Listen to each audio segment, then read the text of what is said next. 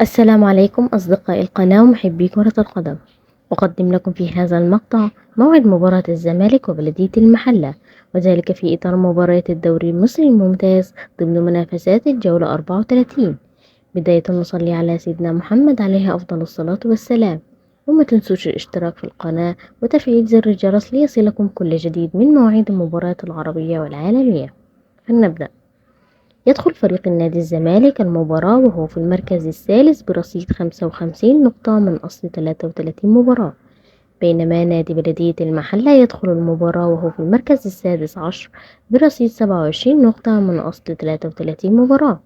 تقام المباراة يوم السبت الموافق 17/8/2024.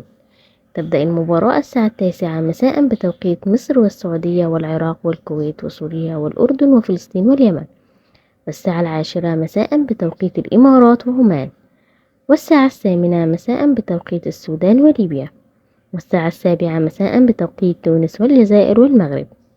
تذاع المباراة على قناة أون تايم سبورت 2. وفي النهاية ما تنسوش تكتبوا لنا توقعاتكم لنتيجة المباراة. شكرا لكم والسلام عليكم ورحمة الله وبركاته.